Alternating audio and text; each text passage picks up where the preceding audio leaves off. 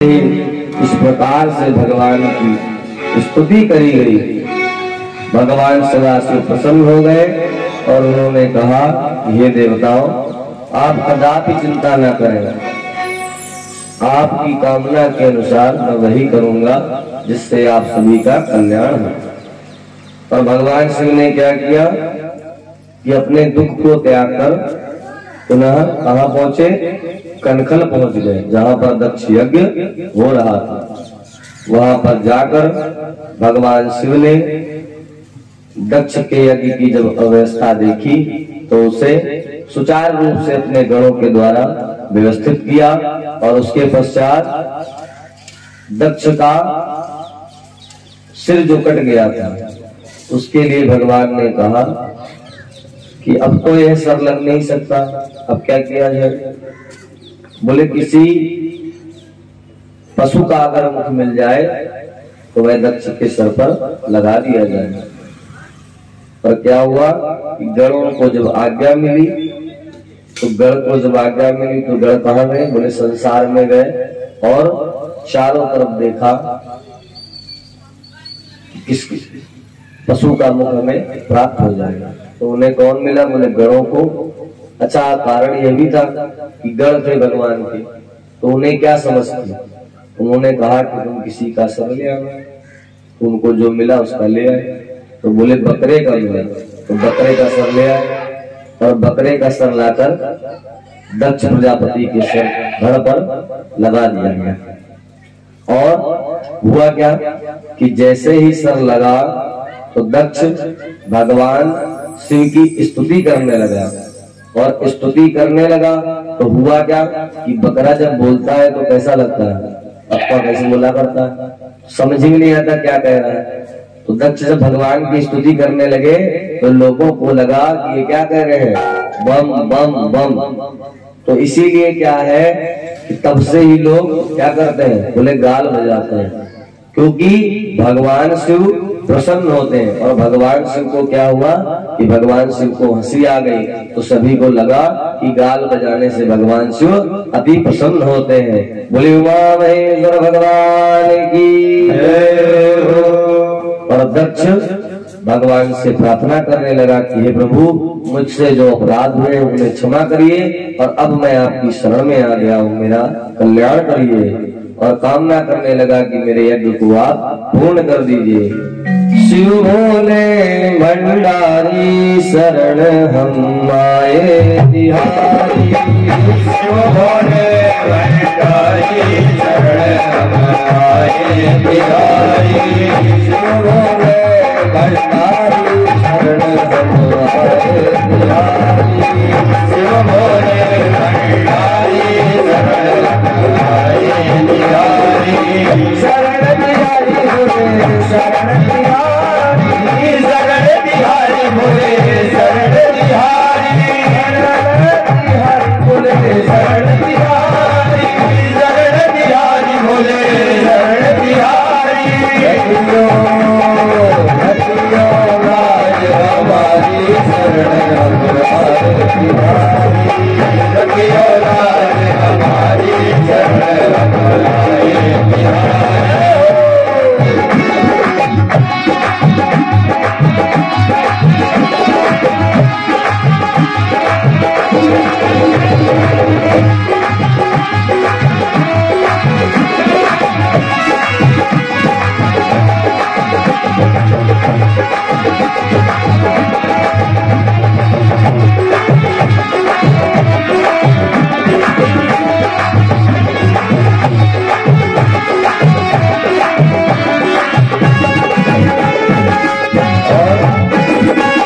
भगवान शिव बहुत ही दयावान, थोड़े से ही भाव से भगवान शिव प्रसन्न हो जाते हैं। जैसे कि जल के चढ़ाए से क्या करते हैं? बोले जमलोक से उबार देते हैं। चावल के चढ़ाए से क्या करते हैं? चक्रवर्ती कर देते हैं।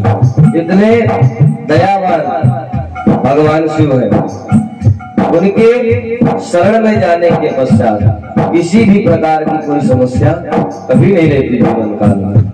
जब दक्ष प्रजापति ने भगवान की शरण ली तो क्या हुआ कि भगवान ने उनका मुख लगाया और वे बम बम बोलने लगे। तो भगवान शिव प्रसन्न हो गए। भगवान शिव ने कहा कि जाओ दक्ष, तुम्हारा यज्ञ पूर्ण होगा। और सभी देवी देवता पुनः विराजमान होकर वहां पर अपना अपना भाग ग्रहण करने लगे। और क्या होने लगा, बोले सभी ऋषि इत्यादि लोगों ने दक्ष के यज्ञ को पूर्ण कराया और सुंदर व्यवस्थित तरीके से यज्ञ की पूर्णाहुति हुई। सभी देवता प्रसन्न हुए, अपना अपना भाग लिया और दक्ष यहाँ पर भगवान की स्तुति कर रहा है।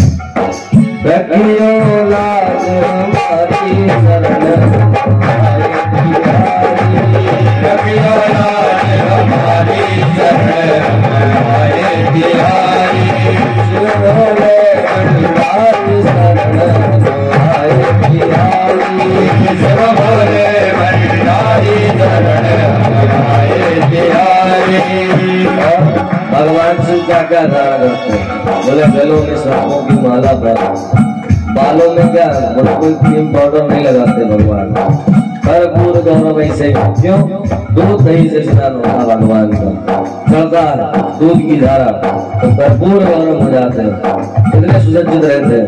तल पर क्या बोले भस्म लगी रहती है और भस्म लगाने से क्या होता है, बोले संसार के लोग जल्दी नहीं चिपकते। क्या होता है, बोले भगवान शिव के भक्त भी कमी होते हैं और जितने होते हैं वो बेले ही होते हैं। कोई शिव की भक्ति नहीं कर सकता, क्योंकि त्याग करना बहुत बड़ा विषय है। हरि की भक्ति तो लोग क्यों करते हैं, बोले हरि भगवान के पास क्या क्या है, बोले श्री जी जिसकी सबसे ज्यादा आवश्यकता है संसार में, बिना अर्थ के क्या है, अर्थ धर्म में काम रुचि, तो अर्थ के बगैर तो कुछ है ही नहीं। और वो कहाँ है, बोले हरि के पास।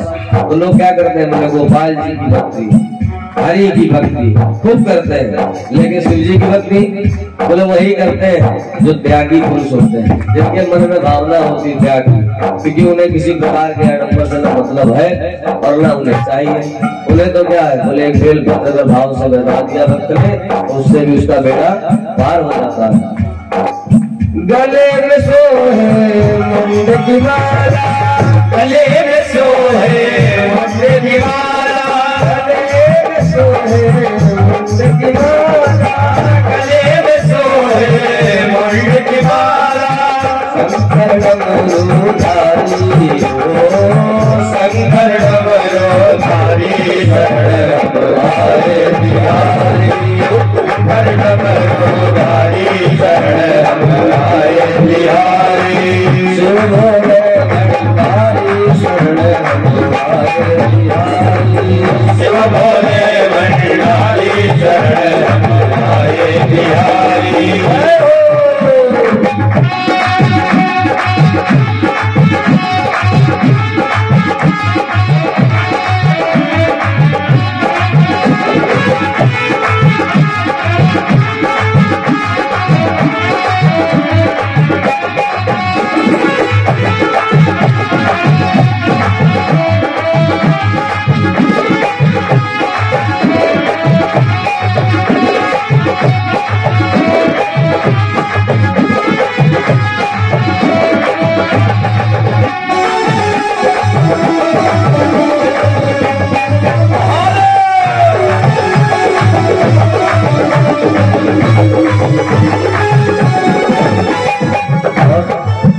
भगवान शिव की दक्ष स्तुति कर रहे हैं, सभी देवता भी यही कामना कर रहे हैं कि दक्ष का यज्ञ पूर्ण हो जाता, बड़ा अच्छा रहता। इसी कामना से सभी देवता भगवान शिव की शरण में गए थे। दक्ष भी कह रहे हैं, दामोदर की विनती यही है, दामोदर की विनती यही है, दामोदर की विनती यही है, दामोदर की विनती यही है, काठो विपदा हमारी हो, काठो विपदा हमारी, शरण हमारे बिहारी, काठो विपदा हमारी, शरण हमारे बिहारी, शिव भोले भंडारी, शरण हमारे बिहारी, शिव भोले भंडारी, शरण हमारे बिहारी।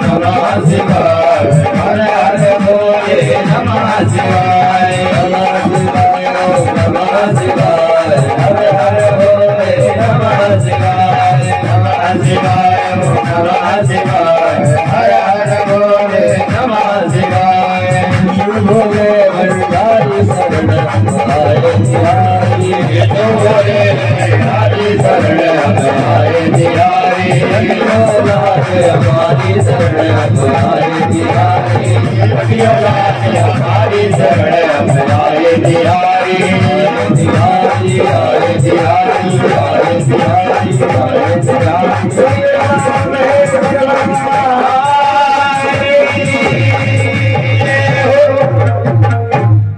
और इस प्रकार दक्ष की विनती सुनकर भगवान शिव ने दक्ष का यज्ञ संपन्न कराया।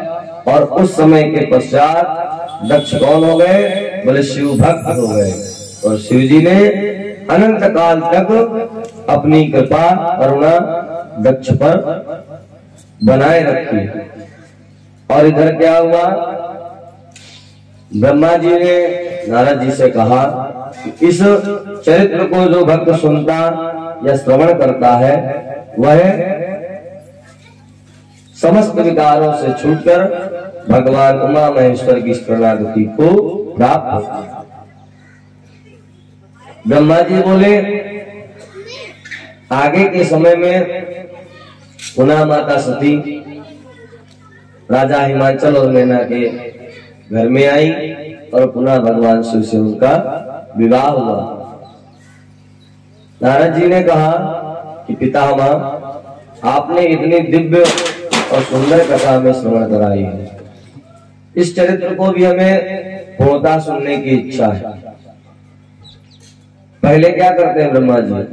हर चरित्र को संक्षेप में बोलते हैं। बोले 2-4 श्लोकों में अपनी बात को खत्म कर दिया। परंतु नारद जी क्या करते हैं? नारद जी को मन में जानने की लालसा है। क्यों? क्योंकि गुरुदेव ने आदेश दिया है कि जब शिव भक्ति करोगे तभी कल्याण होगा। और भक्त कौन हो सकता है? बोले जिसको समस्त चीजें पता हो अपने इष्ट के बारे में, तभी तो आप उनकी सेवा निरंतर करते रहते हो।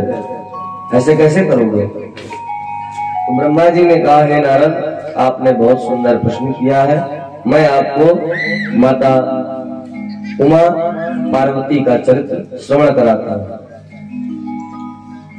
ब्रह्मा जी ने कहा, दाक्षायणी सती देवी त्यक्त देहा पितुर्मुखे कथम गिरिसुता ब्रह्मन् बभूव जगदम्बिका शृणुतुं मुनिशार्दूल शिवा चरितमुत्तमम्। अर्थात माता उमा का जो चरित्र है, इसीलिए शिवा कहा गया, शिव नहीं कहा गया। शिवा कौन है? भगवती। पावनम परमं दिव्यम सर्व पापहरम शुभम। बोले जो पावन चरित्र है, समस्त प्रकार के पापों से व्यक्ति को निवृत्ति प्राप्त हो जाती है। ब्रह्मा जी ने कहा कि एक समय की बात है कि पितरों की 3 कन्याएं हुई। एक कन्या जो दक्ष की कन्या थी सुधा, उसका विवाह किससे हुआ? बोले पितरों से हुआ। सुधा ने 3 पुत्रियों और 1 पुत्र को जन्म दिया। एक समय की बात है कि ब्रह्मलोक में भगवान के दर्शन हेतु माता सुधा की 3 कन्याएं ब्रह्मलोक में भगवान का दर्शन करने गई। और जब वहां पर गई तो वहां पर श्री हरि भी विराजमान थे। तो जब वह मेरे समक्ष आई तो मैंने अपनी मानस पुत्री समझकर कि मेरी ये पौत्रियां हैं, मैंने उनको यथास्थान प्रदान किया, वह वहां पर विराजमान हो गई। लेकिन क्या हुआ कि बोले उस समय कुछ हरि की माया ऐसी हुई कि उसी समय सनत कुमार मेरे 4 पुत्रों का आगमन हो गया।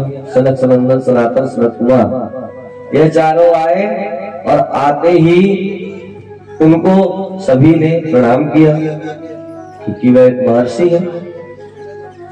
उन ऋषियों को देखकर सभी ने प्रणाम किया। परंतु क्या हुआ कि मायावश क्या हुआ कि ये 3 कन्याएं वहां पर बैठी ही रह गई और इन्हें इस बात का आभास ही नहीं हुआ कि यहाँ पर कोई किसी का आवागमन हुआ।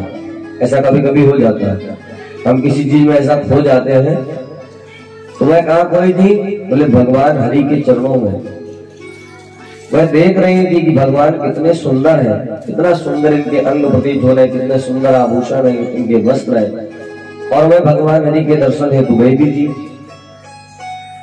तो उसी समय क्या हुआ, सनत कुमारों को क्रोध आ गया, और क्रोध में आकर उन्होंने कहा कि तुमने मद में आकर अहंकार के वशीभूत होकर हमारा सम्मान नहीं किया, जाओ तुम मनुष्य लोक में जन्म हो तुम्हारा, ऐसा श्राप दे दिया। जब यह श्राप दे दिया तो प्रभु की माया दूर हो गई, और दूर होते ही क्या हुआ कि वह तीनों बहनें श्राप को श्रवण करते ही महर्षि के चरणों में गिर पड़ी और बोली, हे प्रभु, अज्ञानतावश ऐसा कार्य हो गया है, हमें तो आभास ही नहीं हुआ कि आपका आगमन यहाँ कब हो गया। इसमें हमारी कोई त्रुटि नहीं है, अपितु हमसे अज्ञानतावश जो भूल हुई है उसका दंड हमें स्वीकार है, परंतु हम चाहते हैं कि आप हमारे उद्धार का कारण भी बताएं। जब जब देखिए श्राप दिया गया है तो उसके उद्धार हेतु भगवान किसी न किसी रूप में आए हैं, या भगवान के तत् प्रदर्शित मार्गदर्शन पर भक्त चला है तब उसका उद्धार हुआ है। तो उसी प्रकार सनत कुमार कहने लगे कि तुम में से जो बड़ी है यह जब धरा पर जाएगी तो कौन बनेगी? बोले राजा हिमाचल की पत्नी मैना बनेगी। तुम में से जो मझली है यह कौन बनेगी? बोले ये बनेगी जनक की पत्नी, और सीता का जन्म होगा इनके गर्भ से, इस प्रकार तुम्हारा उद्धार होगा। और तीसरे से बोले कि तुम कौन बनोगी? बोले वृषभान की पत्नी बनोगी, और तुम्हारी पुत्री कौन होगी? बोले राधा जी। बोले इस प्रकार तुम्हारा उद्धार हो जाएगा। अच्छा, उद्धार क्यों हो जाएगा?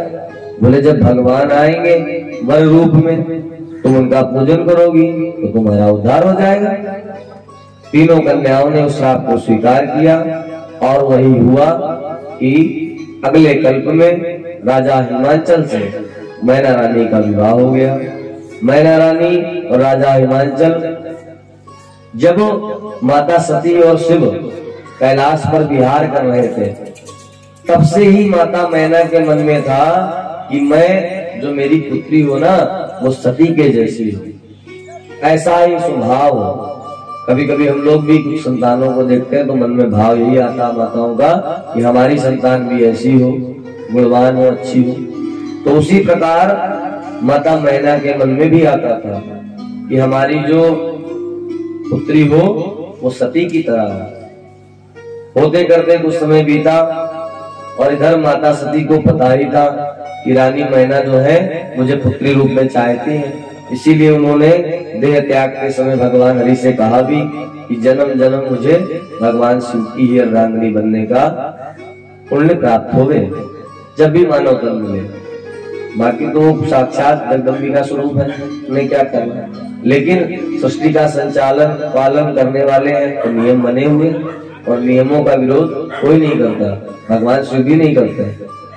इसीलिए एक दो बार माता पार्वती ने भी हट किया तो देवताओं ने कहा कि आप रोकते क्यों नहीं?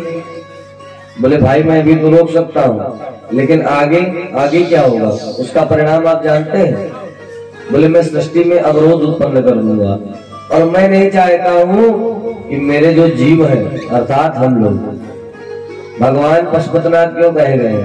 बोले संसार में जितने जीव है कौन है? बोले पशु ही है, और उन अनाथों के जो नाथ है वह कौन है? बोले पशुपतिनाथ है। इसीलिए बाबा को पशुपत योग का भी नंदिकेश्वर जी ने लिंग पुराण में वर्णन किया है। उसमें यही लिखा है कि भगवान पाशुपत योग को धारण करते हैं, इसीलिए पशुपतिनाथ कहलाते हैं कि जीवों पर सदैव दया करुणा दृष्टि करते रहते हैं भगवान शिव। तो भगवान शिव ने इधर अपनी समाधि धारण कर ली, और कहाँ गए?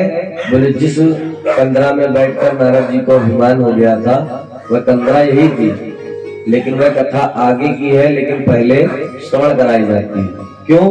बोले कि आपको ज्ञान हो जाए कि मोह माया और जो ये अहंकार है इससे आप भी दूर रहे। देखिए कथा की प्रवेशिका में ही आपको जितने भी ज्ञान स्वरूपी तत्व है वह आपको श्रवण करा दिए जाते हैं, ताकि कथा के विश्राम तक जाते जाते आपके अंदर भक्ति पूर्ण रूप से व्याप्त हो जाए। इस कथा का माध्यम यह होता है। इसीलिए प्रसंग आगे पीछे है। भगवान अपनी लीलाएं बाद में करते हैं। बोले पहले भक्त का जो अज्ञान रूपी ज्ञान है उसको दूर करो, उसके पश्चात उसे हमारी कथा में प्रवेश करो। यह माध्यम है कथा का। इधर रानी मैना ने तप किया। तप के पश्चात क्या हुआ? बोले पहले उनके पुत्र उत्पन्न हुए, उसके पश्चात पुनः रानी मैना ने तप किया, तब माता पार्वती का जन्म हुआ। तब में उन्होंने एक बार माता भगवती की उपासना करी और एक बार शिव जी की उपासना करी। शिव जी की उपासना करी तो पुत्र उत्पन्न हुआ, और जब माता की उपासना करी तो भगवती स्वयं प्रादुर्भाव हो गई। माता पार्वती का जन्म हुआ। माता पार्वती में वे सारे लक्षण विद्यमान थे जो एक सुलक्षणा भार्या कन्या के होते हैं, वह सब पहले से ही उनमें विद्यमान थे, क्योंकि वे कौन थी? साक्षात अन्नपूर्णा थी। माता अन्नपूर्णा अपने पिता के गृह में सुख से पली बड़ी हुई। जब आयु वृद्धि हुई सभी माता पिताओं को चिंता होती है कि जैसे कन्या 16-17 वर्ष की हो जाती है तो माता पिता सोचने लगते हैं कि समय आने पर इसका यथोचित विवाह कर दिया जाए। इधर रानी मैना और राजा हिमाचल के मन में भी यही भाव उत्पन्न हुआ।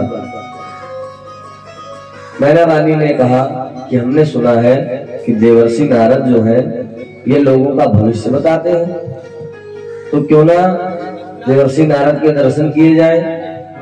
और जैसे ही मन में ऐसा विचार बनाया तो इधर ब्रह्मलोक में क्या हुआ कि ब्रह्मलोक में ब्रह्मा जी ने आदेश दिया, बोले अब समय हो गया है इसका, शिव और शिवा की लीला का समय बीत चुका है, तो अब आप क्या करिए? बोले आप राजा हिमाचल के यहाँ जाइए और क्या करिए? बोले वहां जाकर उनकी पार्वती को तप के मार्ग में लगाइए। बोले क्यों? बोले जब तक भले वह अन्नपूर्णा है लेकिन मानवता धारण किया है, और जब तक कोई गुरु नहीं मिलेगा तब तक कल्याण कैसे होगा। तो भगवान नारद जी जो है वो माता पार्वती के गुरु स्वरूप बनकर गए, और जब उनके गृह में गए तो उनका यथोचित पूजन किया गया। पूजन करने के पश्चात राजा हिमाचल कहने लगे, हे देवर्षि महर्षि, हमारी कन्या का जरा भाग्य तो देखिए, इसके भाग्य में कैसा वर लिखा है, कैसे घर में जाएगी, इसका पति कैसा होगा। तो नारद जी ने तो सब कुछ पहले जान रखा था, उन्हें तो पता ही था कि शिव जी मिलने वाले हैं, तो उन्होंने वही वर्णन शुरू कर दिया। ये मंगल वेश धारण करने वाले, चिता भस्म लगाने वाले योगी बैरागी ऐसे होंगे जिन्हें काम का कभी कोई असर ही नहीं हुआ। और जब ऐसा श्रवण किया कि भाई 5 मुख होंगे, 3 नेत्र होंगे, गले में सर्प होंगे, नाना प्रकार से जब नारद जी ने बताया तो भयभीत हो गए माता पिता जी। बोले अरे मेरी कन्या के भाग्य में ऐसा वर। तो क्या कहने लगे? बोले ऐसा है, हम अपनी कन्या का विवाह ही नहीं करेंगे, हम अपनी कन्या को अपने घर में ही रखेंगे, यहीं पले बढ़ेगी, हमारे पास कोई दिक्कत नहीं है। प्राय कभी कभी ऐसा माँ बाप आजकल भी सोच लेते हैं, बोले समय या तो विवाह में विलंब हो जाए या कोई ऐसी घटना घटित हो जाए तो माता पिता अपनी पुत्री का पालन स्वयं ही करते रहते हैं। इसमें कोई बुराई नहीं है, क्योंकि आपका धर्म है अपनी संतान को पालना। संतान जब बड़ी हो जाए, आप वृद्धावस्था में आ जाए, तो वही संतान का नियम है कि आपका पालन पोषण करे। इस प्रकार बोले किसी का पुत्र ना हो तो उसका अंत्येष्टि कर्म कौन करेगा? बोले अगर पुत्र नहीं है तो भाई दामाद है, दामाद कर लेगा। बोले क्यों? बोले क्योंकि दामाद भी तो पुत्र समान ही होता है। बोले अच्छा, तो ऐसा ही सोचना चाहिए, कभी ये नहीं सोचना चाहिए। लेकिन हाँ, जब तक उनकी संतान है तब तक आप किसी कार्य करने के हेतु अधिकारी नहीं है। आप संतान तो है लेकिन फिर भी पूजनीय है। उसी प्रकार नारद जी ने जब ऐसा बताया तो माता पार्वती तो मन ही मन हर्षित होने लगी, क्योंकि उन्हें पता था कि मेरा जो मार्ग में अवरोध था वह अब हमारे गुरु जी ने आकर मार्ग मेरा प्रशस्त कर दिया। तो माता पार्वती ने कहा, हे नारद जी, इसका कोई उपाय भी तो होगा, क्योंकि माता सोच रही है कि माता पिता तो कुछ सोच ही नहीं रहे। उन्होंने तो जैसे सुना कि अमंगल वेश ऐसे भीष्म, तो उन्होंने कहा लो हम विवाह ही नहीं करेंगे। तो माता पार्वती स्वयं बोली संकोचवश, बोले इसका उपाय क्या है, कोई उपाय है क्या? तो राजा हिमांचल को भी लगा कि मेरी पुत्री सही कह रही है। तो राजा हिमांचल ने कहा, हाँ देवर्षि, इसका कोई उपाय हो तो बताइए। तो नारद जी ने कहा, उपाय है पर बड़ा कठिन उपाय है। बोले रे कोई बात नहीं, हम हिमांचल राजा हैं, आप जो बताएंगे हम वह उसे करेंगे। बोले मैं उपाय भी आपको नहीं करूंगा। बोले संसार में एक ही देवता ऐसे हैं जो पार्वती के भाग्य के अनुरूप है, और वह कौन है? बोले भगवान भोले, सदाशिव, शंकर, देवों के देव महादेव है वो। जैसे ही राजा हिमांचल ने सुना तो राजा हिमांचल को लगा कि अरे मेरी पुत्री के भाग्य में इतने सुंदर वर, जो तीनों लोकों के अधिपति हैं, त्रिकालदर्शी हैं, भगवान शिव। राजा हिमांचल तो प्रसन्न हो गए। अभी तो रानी मैना को क्या लगा कि शिव जी में भी यही गुण है। बोले हमारी कन्या ऐसे कैसे रहेगी? रानी मैना ने कहा, नहीं भी हम ऐसे वर को नहीं चाहते। बोले हमारे आपका प्रस्ताव स्वीकार है। अगर ज्योतिषी होते हैं अपनी बात मनवाने के लिए अपने वाणी से कुछ ना कुछ बनाकर बता ही देते हैं।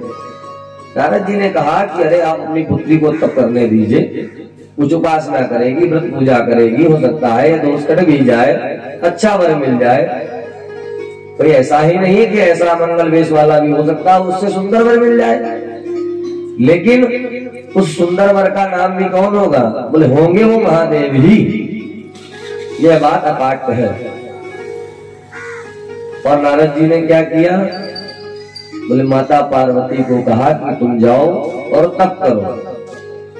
माता पार्वती बोली कि बिना गुरु दीक्षा के तो कोई तप होता नहीं। बोले अब आप ऐसा करोगे, हमें दीक्षा दो। तो नारद जी मन ही मन प्रणाम करने लगे। बोले वाह माता, इतना बड़ा सौभाग्य प्रदान कर दिया कि अपना ही गुरु हमें बना लिया। नारद जी बड़े हर्षित हो गए। नारद जी ने कहा ठीक, हम आपके गुरु बन जाएंगे। और नारद जी ने गुरु जी मंत्र प्रदान किया। गुरु मंत्र मिला, दीक्षित हो गई, क्योंकि बिना गुरुमुख के कोई भी तप पूर्ण नहीं होता। जब गुरुमुख हो गई तो राजा हिमांचल ने सारी व्यवस्था करी। राजा हिमांचल के पास नाना प्रकार की कंदराएं थी, क्योंकि पर्वतों के राजा थे। पर्वतों में नाना प्रकार की कंदराएं होती हैं। तो माता पार्वती ने कहा तपस्या करी? बोले जहां पर शिव जी तपस्या में लीन थे उसी कंदरा के कुछ दूर पर एक और कंदरा थी, वहां पर माता पार्वती तप करने लगी। और देखिए, जब तक गुरुदेव नहीं मिलेंगे तब तक कल्याण भी नहीं होगा। तो गुरु जीवन काल में अवश्य बनाना चाहिए, जब समय मिले तब बनाओ। और शिव पुराण ये भी कहती है कि अज्ञानतावश कोई ऐसा गुरु मिल गया, मान लो कभी कभी क्या होता है कि दूर से देखा अच्छे लगे गुरु जी, पर कर्म उनके अच्छे न मिले, लेकिन भाव बस उस समय ऐसा भाव बना कि हमने गुरु मंत्र ले लिया। तो बोले ले लिया तो ले लिया, कोई बात नहीं। अभी तो अगर जब आपको अज्ञानता का ज्ञान हो गया, अगर आपको लगता है कि इन गुरु जी से हमारा उद्धार नहीं होगा, तो आप क्या कर सकते हैं? बोले दूसरा गुरु स्वेच्छा के अनुसार बना सकते हैं, इसमें कोई दोष नहीं लगेगा। लेकिन अगर गुरु जी तपस्वी हैं, वैदिक आचरण करने वाले हैं, तो आपको किसी भी परिस्थिति में उनका त्याग नहीं करना है। इस बात को भी ध्यान दें। और गुरुदेव का काम क्या है? बोले गुरुदेव ही ऐसी केबल जोड़ते हैं, जैसे टीवी में केबल जोड़ती है तो बोले पिक्चर साफ साफ दिखने लगती है, वैसे भगवान के पास की जो केबल है वह गुरु के द्वारा ही जुड़ती है। और जब तक वह नहीं जुड़ेगी तब तक क्या होगा? बोले भटकते रहोगे। तो इसलिए गुरु की शरण में अवश्य जाना चाहिए। मेरा तार प्रभु से जोड़े, ओ ऐसा कोई संत मिले। मेरा तार प्रभु से जोड़े, ओ ऐसा कोई संत मिले। मेरा तार प्रभु से जोड़े, ओ ऐसा कोई संत मिले। मेरा तार प्रभु से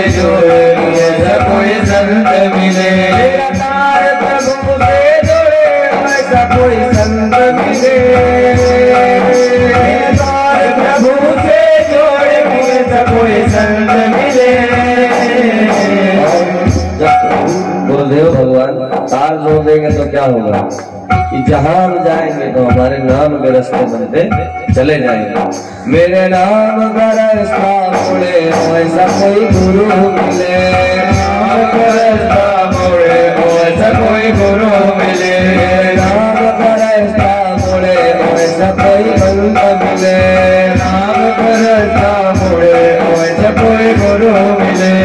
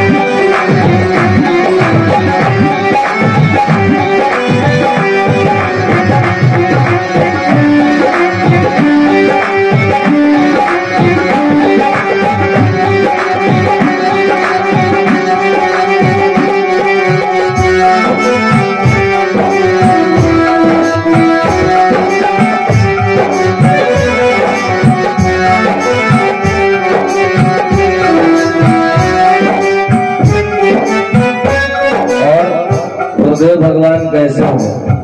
बोले निज में निज का बोध करा दो, निज में निज का बोध करा दो, हरे पाप हरि हर से मिला दो, हरि पाप हरि हर से मिला दो, हरे पाप हरि हर से मिला दो, हरे पाप हरि हर से मिला दो। बोले गुरुदेव के बाद कोई भी दूसरे का अटैचमेंट नहीं बनना चाहिए, डायरेक्ट फिर बात पहुंच। मेरी सीधी बात पहुंचे, मेरी सीधी बात बटोरे तो ऐसा कोई संत मिले, मेरी सीधी बात बटोरे तो ऐसा कोई संत मिले, निराकार प्रभु से जुड़े ऐसा कोई संत मिले, निराकार प्रभु से जोड़े ऐसा कोई संत मिले, मेरे नाम का रास्ता मुड़े ऐसा कोई संत मिले, मेरे नाम का रास्ता मुड़े ऐसा कोई संत मिले, निराकार प्रभु से जुड़े ऐसा कोई संत मिले, निराकार प्रभु से जुड़े ऐसा कोई संत मिले, नाम का रास्ता मुड़े ऐसा कोई संत मिले, मेरे नाम का रास्ता मुड़े ऐसा कोई संत मिले, ऐसा कोई संत मिले, ऐसा कोई संत मिले, ऐसा कोई गुरु मिले, ऐसा कोई गुरु मिले, ऐसा कोई संत मिले। बोले उमा महेश्वर भगवान की जय हो। और भगवान नारद जी के स्वरूप में माता पार्वती को गुरु मिल गए और माता पार्वती तपस्या करने लगी। उस समय उनका तप का पूर्ण हुआ तो कुछ समय पश्चात राजा हिमाचल को समाचार मिला कि देवादिदेव महादेव आए हैं। बोले हमारे नगर में आए हैं। और किस हेतु आए हैं? बोले तप के लिए आए हैं। और भगवान शिव ने नंदी को भेजा और कहा कि जाओ राजा हिमाचल को ये समाचार सुना कराओ कि हम यहाँ पर तप करने हेतु आए। तो देखिए, कभी भी किसी की जगह स्थान पर जाए ना तो पहला धर्म आपका यही है, उस स्थान के प्रति उससे आज्ञा लें कि आप वहां पर अपना कार्य निर्विघ्नता पूर्वक पूर्ण कर सकते हैं कि नहीं। ये भगवान शिव हमें दर्शा रहे हैं समर्थवान होते हुए। जब राजा हिमाचल को यह समाचार मिला तो राजा हिमाचल कहने लगे कि हे नंदीश्वर, समस्त राजा जिनका है उनको मैं क्या आज्ञा दूंगा। बोले प्रभु की जहां इच्छा हो वह वहां विराजमान हो जाए और उनकी सेवा में मैं नित्य रहूंगा। नंदीश्वर गए, भगवान शिव को बताया, भगवान शिव उसी कंदरा पर विराजमान होकर तप करने लगे। माता पार्वती की तपस्या पूर्ण हुई तो क्या हुआ, राजा हिमांचल जब दर्शन करने जाने लगे तो पार्वती को संग में ले लिया और पार्वती के संग में जाकर महादेव के दर्शन करने को गए। जैसे ही राजा हिमांचल माता पार्वती के साथ वहां पर पहुंचे तो भगवान शिव की स्तुति करी। भगवान शिव तब से अपने नेत्र खोलकर तो देखा कि राजा हिमांचल हमारे समक्ष खड़े हैं, तो भगवान ने मुख्य वचनों के द्वारा उनका स्वागत किया और बोले, हे राजा हिमांचल, अगर आप इस कंदरा में आते हैं तो मुझे किसी प्रकार की कोई समस्या नहीं है, लेकिन आप अपनी पुत्री अपनी पत्नी को अपने घर पर ही छोड़कर आइए। आप जब भी मेरे दर्शन हेतु आइए तो क्या करिए, बोले अकेले आइए, क्योंकि भगवान शिव उन त्यागी वैरागियों को दर्शा रहे हैं कि देखो, अगर त्यागी अपने आप लिखते हो, वैरागी अपने आगे लिखते हो, तो वैरागी का धर्म सबसे बड़ा यही है। त्यागी को क्या है, बोले पंखा चले चाहे न चले, भद्र गर्मी हो, उसको जब भजन ही करना तो उसके लिए पंखे का कोई मोल नहीं है। तो बोले जब यहाँ पर नित्य आपकी पुत्री आएगी, मेरे आगे पीछे रहेगी, तो क्या होगा, बोले कभी ना कभी तो मेरा ध्यान तब से हटेगा ही। बोले इसी प्रकार जब संसार में लोग वैराग्यता को धारण करेंगे तो क्या सोचेंगे, बोले शिव जी तो अपने साथ रखते थे माता पार्वती को, तो अगर हमारे साथ कोई कन्या कोई माता सेवा में रह रही तो कौन सी समस्या, बोले क्या संदेश जाएगा संसार को। इसलिए हिमांचल से कहा कि तुम यहाँ पर पार्वती को लेकर अब मत आना, अब तुम जब भी आना तो अकेले आना।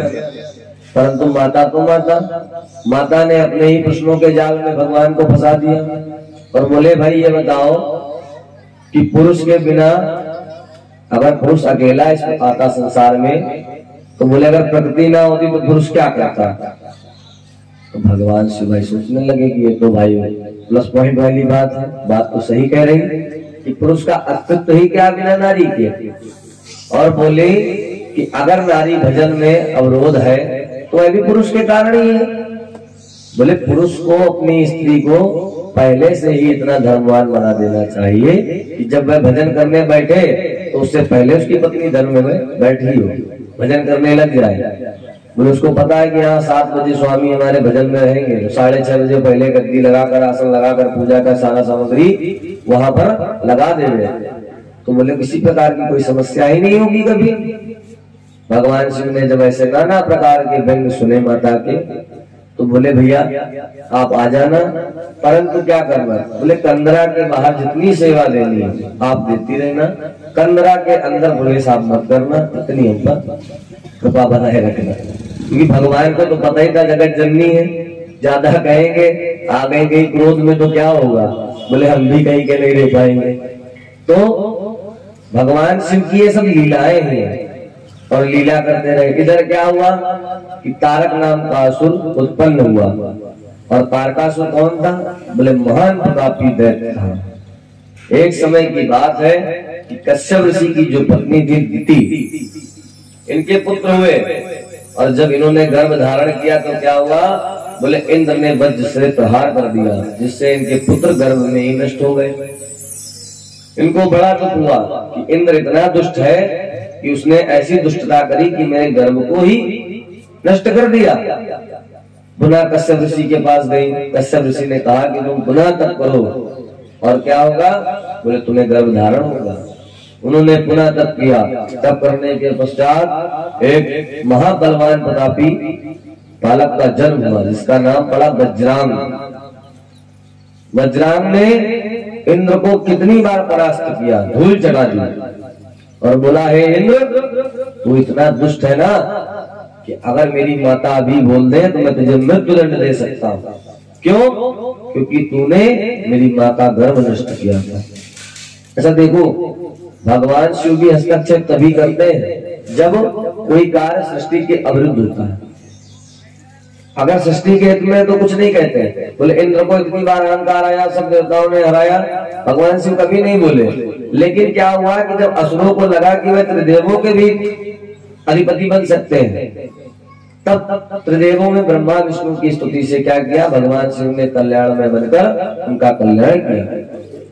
इधर क्या हुआ कि वज्रांग ने जब इंद्र को परास्त कर दिया तो क्या किया, बोले ब्रह्मा जी की तपस्या करी और ब्रह्मा जी से वरदान मांगा कि हमें ऐसी संतान दो जिससे कोई जीत ही न सके।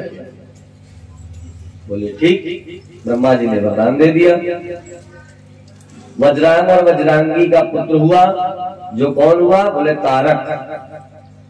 तारक जब पिताजी बलवान थे, हमने आपको ऐसे बताया, अगर गर्भ के समय में माता धर्म के कार्य करे, पिता धर्मवान हो, तो बच्चे भी वैसे ही उत्पन्न होते हैं। और बोले जन्म के समय में क्या, बोले सिनेमा हॉल में पिक्चर देख रहे हैं, तो क्या हुआ, बोले जब संतान हुई तो वो भी कुछ दिन बाद सिनेमा हॉल में पहुंच गए। क्यों, बोले गर्भ के समय में माता ने यही देखा तो उसके अंदर यही विकास उत्पन्न हुआ। भाई पिंड है, वो पिंड उत्पन्न हुआ, विकसित हो रहा है। अब उसकी विकसितता में आप जो उसे दे रहे हैं, इसीलिए कहा जाता है कि जब माता को गर्भ हो तो रामायण गीता इनका पाठ करना चाहिए, ताकि जो पुत्र उत्पन्न हो वह विवेकवान हो, गुणवान हो। पहले से ही ऐसा होना चाहिए। लेकिन आजकल कलिकाल में ऐसा कहाँ कुछ होता है। बोले अरे सुखों को त्याग कर क्या फायदा है, बोले जो होगा देखा जाएगा, समझी इच्छा। लेकिन आप सभी को ऐसा ही करना चाहिए, धर्माचरण करते रहना चाहिए। धर्माचरण का हमारे जीवन में बहुत बड़ा प्रभाव होता है।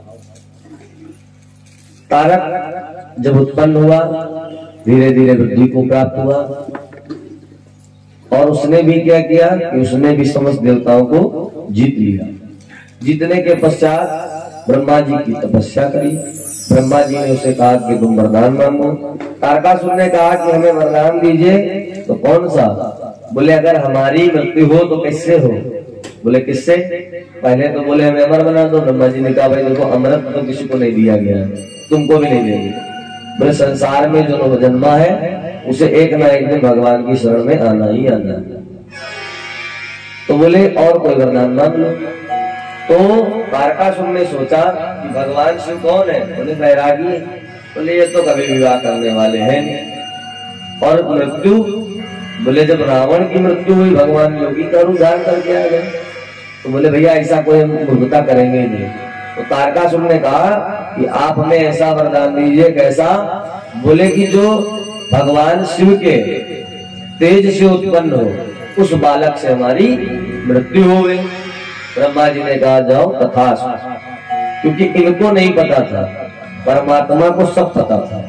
उसी प्रकार हम भी क्या करते हैं, बोले कुकर्म करते रहते हैं, और क्या सोचते हैं हम जो कर रहे हैं कोई नहीं देख रहा। बोले भैया भले यहाँ कोई नहीं देख रहा, घाट पे जो कर रहे हो, पंडित जी नहीं देख पा रहे क्योंकि वो आरती कर रहे थे, लेकिन जो ऊपर है वो सब देख रहे हैं, क्योंकि कड़कड़ में विद्यमान है करामात उनकी चरणों के हृदय में। तो भगवान कड़कड़ में व्यापक रहते हैं, तो वह सब कुछ देख रहे हैं। बोले समझ में कब आता है, बोले जब दुख आता है तब लगता है अरे भगवान काहे को ऐसे कर्म किए थे जो ऐसा दुख टूट पड़ा हमारे ऊपर। अच्छा दुख का समय बड़ा भारी भी लगता है। बोले क्यों, बोले सुख में बड़ा आनंद आता है, इसलिए इतना मग्न हो जाते हैं कि दुनियादारी की चिंता ही नहीं रहती। और दुख में बोले चारों तरफ से तो दुख ही आता है। घर में पता लगा पत्नी से भी झगड़ा हो रहा, बच्चे भी रो रहे, माता पिता से भी चल रहा, तो बोले चारों तरफ से तो मार पड़ती है, तो बोले वो दुख भारी लगता है। लेकिन भैया सुख में सुमिरन सब करे, दुख में करे न कोई। और जो दुख में सुमिरन करे तो दुख काहे को है। बोले अगर दुख में भी भगवान का भजन करते रहो, धन्यवाद करते रहो कि प्रभु ये जो हमारे कर्मों का है इसको हम भोग लेंगे, परंतु आप अपनी कृपा सदैव हम पर बनाए रखना और लोग सब बढ़िया बीतेगा, कभी किसी दुख का आभास ही नहीं होगा, कब आया कब चला गया। लेकिन होता क्या है कि दुख आता थोड़े समय के लिए, लेकिन इतनी आशाएं इतनी कामनाएं होती हैं जो उस दुख का कारण बनती चली जाती है। तारकासुर ने सोचा कि अब तो मैंने देवताओं को भी जीत लिया है, अब मैं क्या करूं। बोले देवों का अधिपति बन गया, इसलिए ब्रह्मा विष्णु को भी जीतना पड़ेगा। और महादेव तो भोले भाले मान जाएंगे, थोड़ी बहुत भक्ति कर लेंगे। जितने भी राक्षस उत्पन्न हुए उन्होंने यही सोचा, चाहे भस्मासुर हो, भस्मासुर महामूर्ख थे, घर में उनके पिताजी उनको बहुत डांटा फटकारा करते थे, तो नहीं कुछ समझ में आया, बोले बैठ गए शिवलिंग के पास और शंकर जी की तपस्या करने लगे, शिवाय नमः शिवाय नमः शिवाय नमः। अच्छा, भगवान शिव जो है ना, ऐसे आइडे वाइडे लोगों से बड़ी जल्दी पसंद हो जाते हैं। बोले जिनकी कोई सिस्टम ना हो, क्योंकि उन्हें कोई सिस्टम पसंद है नहीं।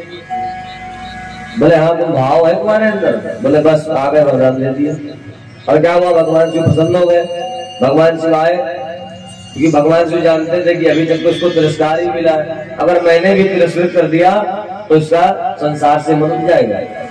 तो बोले चलो कृपा कर देते हैं। भगवान शिव गए और बोले हाँ, हम तुम्हारी भक्ति से प्रसन्न हो गए, बताओ क्या दे दें। बोले भगवान, हमारे पिताजी, हमारे पड़ोसी, हमारे मित्र, जितने भी लोग हैं वो यही कहते हैं कि तुम इतने बड़े मूर्ख हो, ये हो, वो हो, धूर्त हो। बोले कोई ऐसा वरदान दे दो कि उन सबको पता लग जाए कि हाँ मैं कितना बलवान हूँ। और बोले मैं चाहता हूँ, मेरी कामना है कि मैं जिसको भी कह दूं कि वो मर जाए, तो बोले बस मर जाए। बोले मैं जिनसे भी प्रताड़ित हुआ हूँ, अगर मैंने उनको कह दिया कि मर जाओ, बोले मर जाए। भगवान शिव ने कहा कि जाओ, तुम्हें वरदान देते हैं कि तुम जिस व्यक्ति पर हाथ रख दोगे भस्म हो जाएगा। अब जैसे सुना तो मूर्ख बड़े खुश हो गए, बोले वाह इतनी शक्ति आ गई। तो पहले क्या, बोले अभी आप जाइएगा, नहीं रुकिएगा। बोले काहे, बोले रुको प्रैक्टिकल तो करके आए, पता लगा अभी चले जाओ, इतनी समय तपस्या करिए और वरदान भी हाथ में रहा तो क्या फायदा रहेगा। भगवान बोले भाई ठीक है, जाओ कराओ। गए भैया, एक पैसा मिल गया मार्ग में, हाथ धरा भस्म हो गया, अरे बड़ा खुश हो गए, नाचने कूदने लगे। और दिमाग में आया, बोले दुनिया में के चक्कर में काय पड़े, बोले सीधे शिव जी को ना भस्म कर दे। बोले अगर ये भस्म हो गए तो खुद ही मेन हो जाएंगे लीडर, क्योंकि हमारे हाथ में तो ही वरदान का, वरदान खुद ना कहीं चला जाएगा। तो यह क्या था, अज्ञानी की मूर्खता। अरे भैया जब देने वाला ही नहीं रहेगा तो कहां से तुम्हारे पास चीज रह जाएगी।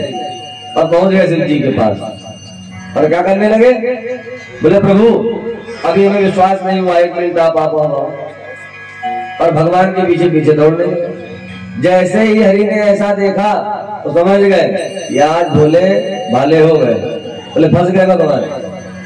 भगवान ने क्या किया कि तत्काल मोहिनी रूप धारण किया और मोहिनी रूप धारण कर शिव जी के समक्ष पहुंच गए और क्या कहने लगे, बोले अरे यह पुरुष जो है ये देखो कैसे रहता है, भस्म लगाए हुए, नाक गले में डाले, और बोले ये पुरुष देखो कितना सुंदर है, मेरा मन तो करता है कि मैं इसके साथ ही विवाह कर लूं।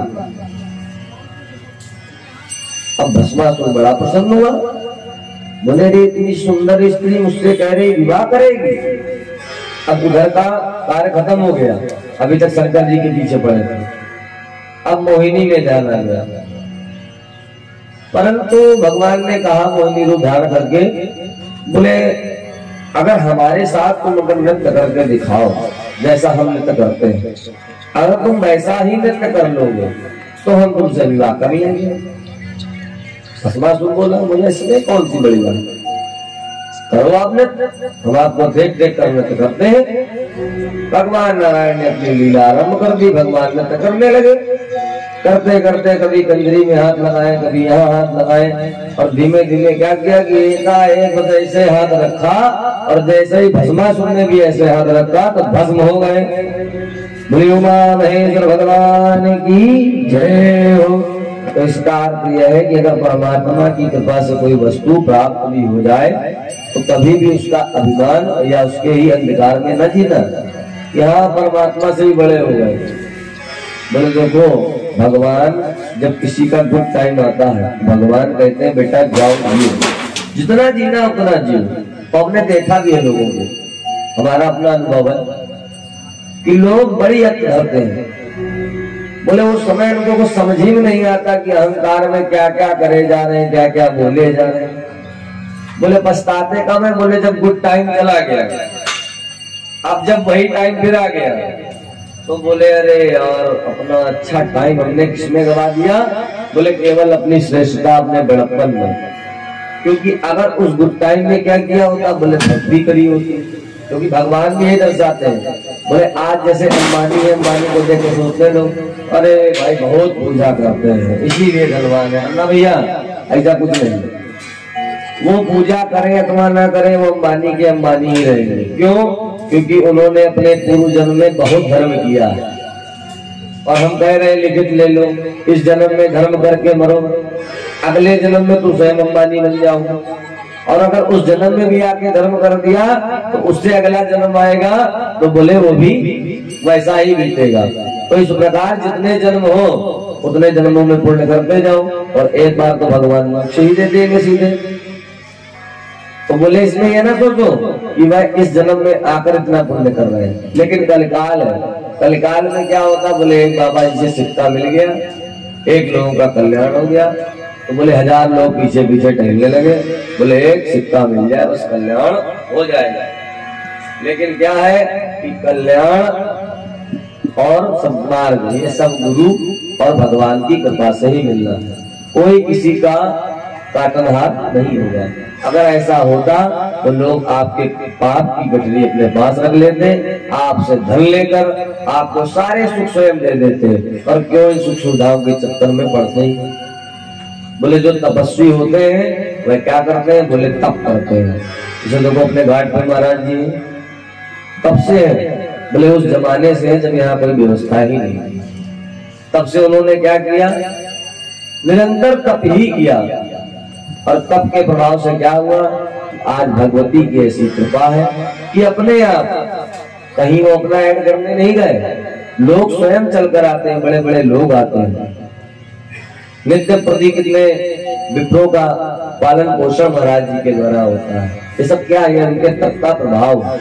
तो इसी से समझ जाना चाहिए कि अगर तपस्या करोगे तो इसी काल में ही सब कुछ मिल जाएगा, चिंता ना करो। यह नहीं है कि बड़े हजारों वर्ष तपस्या करोगे तब अगले बार जब जन्म मिलेगा तब, ना, तब से ही सब कुछ हो जाता है। लेकिन क्या है कि बस त्याग देना है। बोले जब भक्ति तो फिर भक्ति, और जब विरक्ति तो विरक्ति, और जब शक्ति का प्रदर्शन हो तब शक्ति का प्रदर्शन। तो जिस समय जिसका कार्य हो वह करना चाहिए। तारकासुर ने भी देवताओं को परेशान कर रखा था। ब्रह्मा जी और विष्णु जी ने सोचा कि पार्वती तो तप करने में उद्यत हो गई है, लेकिन भगवान शिव से भी तो कहना पड़ेगा कि भगवान शिव आप माता पार्वती से विवाह करो। ब्रह्मा विष्णु जी ने समय उचित देखकर भगवान सदाशिव के पास गए और जाकर उनसे कहा, हे शिव जी, माता उमा का जन्म हो चुका है, वह इस धरा पर राजा हिमाचल की पुत्री है। अब आप हम लोगों पर कृपा करने हेतु, बोले देखो जब देवताओं को अपना काम बनाना होता है ना तो क्या कहते हैं? बोले अरे हम माता के सुख से वंचित हैं, क्या बताएं, हमारा पालन पोषण नहीं हो पा रहा है। आप अगर भगवती से विवाह कर लें तो हमें हमारी माता पुनः प्राप्त हो जाएगी। लेकिन है क्या कि है तो ऐसे खराब काम, लेकिन यह क्या है कि लोग कल्याण हेतु काम है। तो इसलिए जो काम किसी के कल्याण हेतु होता है वह सदैव अच्छा ही होता है। भगवान शिव ने देवताओं की स्तुति सुनी। भगवान शिव ने कहा, जाइए आप निश्चिंत हो जाइए, अब माता पार्वती को अपने तप का फल प्राप्त होगा। और भगवान शिव क्या करने लगे? बोले लीला करने लगे। भगवान शिव माता पार्वती के पास गए और बोले कि जब तुम्हारा पुण्य फल स्वरूप में प्राप्त होगा तो तुम्हें क्या होगा? बोले नारद जी के दर्शन होंगे। और भगवान शिव ने कहा कि जो तुम्हारा मानसिक संकल्प है वह पुण्य होगा। और इधर क्या हुआ कि देवर्षि नारद माता पार्वती के पास आए, इसकी आज्ञा से, शिव जी की आज्ञा से। भगवान लीला कर रहे थे। भगवान यह जानना चाहते थे कि कहीं ये भी तो सती की तरह ही नहीं है जो हमें पुनः दुख प्राप्त हो, वियोग का। तो इसलिए उन्होंने क्या किया? बोले परीक्षा ली। कितनी बार ली? बोले कई बार ली। नारद जी आए। नारद जी ने कहा, हे पुत्री, अगर सब ऋषि आ जाए समझ लेना तुम्हारा संकल्प पूर्ण हो गया। नारद जी चले गए, पुनः सप्तऋषि आए। सप्तऋषियों ने आकर नाना प्रकार से माता पार्वती को समझाया कि क्यों शमशानी निवासी की तुम पत्नी बनना चाहती हो। इस संसार में समस्त वैभव के दाता भगवान नारायण हैं, जो बहुत ही उत्तम तुम्हारे लिए रहेंगे, तुम उनसे विवाह कर लो, परंतु गुरु की अवज्ञा नहीं करनी चाहिए। उन्होंने कहा कि हमारे गुरु ने हमें पहले ही मार्ग प्रशस्त कर दिया है, इसलिए मैं तुम लोगों की बातों में नहीं आने वाली। आप अपना समय व्यर्थ मत कीजिए, और हम तो करेंगे विवाह किससे? बोले शिव जी से ही करेंगे। और क्या हुआ? सप्तऋषि चले गए और भगवान शिव के पास पहुंचे। भगवान शिव को बताया कि भाई तपस्या तो उनकी अडिग है, आपको विवाह करना ही होगा। बोले कोई नहीं, उस तक कोई से। भगवान शिव ने सुना, भगवान शिव हर्षित हुए। आकाशवाणी हुई कि हे पार्वती तुम अपने घर को जाओ, तुम्हारी तपस्या पूर्ण हो गई। पार्वती अपने घर गई। घर जाने के पश्चात अपने पिता को संदेश सुनाया कि हे पिताजी मेरी तपस्या पूर्ण हो गई है और सप्तऋषियों का मुझे दर्शन हुआ है। परंतु क्या था कि देवताओं ने सोचा अगर राजा हिमांचल और रानी मैना ने भगवान सदाशिव के साथ शिवा का अगर पूर्ण भाव और श्रद्धा से विवाह कर दिया तो क्या होगा? बोले ये लोग मोक्ष प्राप्त कर लेंगे, और मोक्ष प्राप्त कर लेंगे तो क्या होगा? बोले संसार में कोई भी पेड़ पौधे नहीं रह जाएंगे, जितने भी प्रकृति के गुण हैं ये क्या होंगे? बोले क्षीण हो जाएंगे। इसलिए क्या करो? बोले इसलिए मैना और हिमांचल के मन में खेद उत्पन्न करो, अर्थात बोले विवाह तो करें लेकिन पाणी ग्रह संस्कार जो है संशय में करें, संशय रहित न करें, ताकि उनको मोक्ष न प्राप्त हो। और क्या किया कि बोले सप्तऋषियों में अत्रि मुनि और माता अरुंधति वहां पर गई, और वहां जाकर नाना प्रकार से शिव की अवहेलना की। अवहेलना करने के उपरांत भगवान शिव ने स्वयं ब्राह्मण का वेश धारण किया और राजा हिमांचल के नगर में गए और बोले मैंने सुना है कि तुम अपनी पुत्री का विवाह करने जा रहे हो। राजा हिमांचल ने कहा हाँ। बोले किससे करने जा रहे हो? बोले उन्हीं कपाली से जो भूतों के स्वामी है, नंग धड़ंग रहते हैं, सदैव संसार में निवास करते हैं। बोले अरे भाई क्या तुम्हें अपनी पुत्री के लिए कोई वर ही नहीं मिला? यह कोमल से दिखने वाली कन्या जिसके चरणों में किसी भी प्रकार का कोई प्रहार न हो जाए चलने पर, वह नंगे पैर कैसे चलेगी कैलाश पर्वत पर? राजा हिमांचल और मैना को लगा कि भाई पंडित जी बात तो सही कह रहे हैं। और क्या हुआ कि राजा हिमांचल की तो निष्ठा थी, इसलिए उनका संकल्प दूर नहीं हुआ। लेकिन मैना रानी ने संकल्प कर लिया कि अब भैया हम विवाह शिव जी के साथ नहीं करेंगे, भले किसी और को कर दे, अपनी कन्या को भले मृत्यु दंड दे दे। ऐसा लिखा है शिव पुराण में कि माता मैना कह रही है कि मैं अपने गली से रस्सी बांधकर पार्वती के गले में रस्सी बांध दूंगी और कुएं में कूद जाऊंगी हिमांचल, अगर तुमने जबरदस्ती करी, लेकिन विवाह शिव जी के साथ नहीं होगा। अब ऐसा द्वेष जब उत्पन्न हो गया तो क्या हुआ कि माता पार्वती ने शिव जी से कहा कि हे भगवान, पहले जब हमारा विवाह हुआ था तो सभी की इच्छा से हो गया था। बोले कोई मंगल रीत, कोई मंगल कार्य नहीं हुए, न तो गणेश नवग्रह आदि का पूजन हुआ। इसी कारण क्या हुआ कि बोले हमारा वियोग हो गया। अब हम चाहते हैं कि आप बिल्कुल वैसे ही आए जैसे कलिकाल में बारात जाती है, हम वैसे ही विवाह करना चाहते हैं। ऐसे नाना प्रकार से भगवान शिव से उन्होंने विनती करी थी। और भगवान शिव ने जब ब्राह्मण का वेश धारण कर अपनी निंदा करी मैना रानी से, तो क्या हुआ कि मैना रानी ने मना कर दिया कि मैं अपनी बेटी का विवाह शिव से नहीं करूंगी। और फिर भगवान शिव पुनः अपने कैलाश पर लौट गए। और क्या हुआ कि जब देवताओं ने देखा कि शिव जी ने तो यह बात कह दी, तो बोले बड़ा गड़बड़ काम हो गया। गए पुनः कहा, बोले अरे बाबा बना बनाया काम क्यों बिगाड़ दिया? बोले सब कुछ तो अच्छा चल रहा था, आपने स्वयं ही अपनी निंदा करके सब कुछ गड़बड़ कर दिया। बोले अरे मैंने तो भेजा था अरुंधति और अत्रि मुनि को। बोले वो तो जा ही नहीं रहे थे, पर मैंने ही कहा कि जाओ तुम मेरी निंदा करो। फिर क्या हुआ कि भगवान शिव ने विष्णु जी को कहा कि तुम जाओ और उनको आश्वासन दो जैसा रानी मैना चाहेंगी वैसे ही शिव जी आएंगे। रानी मैना को नाना प्रकार से विष्णु जी ने समझाया कि वह सदाशिव हैं, भोले भाले हैं, आप कदापि संशय रहित हो जाओ, किसी भी प्रकार का मन में विकार मत लाओ, और भगवान शिव से उत्तम वर कोई आपकी कन्या के लिए नहीं हो सकता।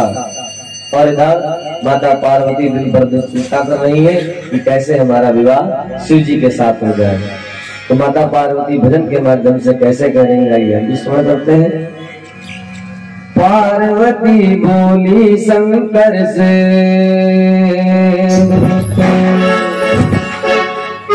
पार्वती बोली शंकर से, सुनिए भोलेनाथ जी। पार्वती बोली शंकर से, सुनिए भोलेनाथ जी। कहना है हर एक जन्म में हमें तुम्हारे साथ जी। कहना है हर एक जन्म में हमें तुम्हारे साथ जी। वचन दीजिए ना छोड़ोगे,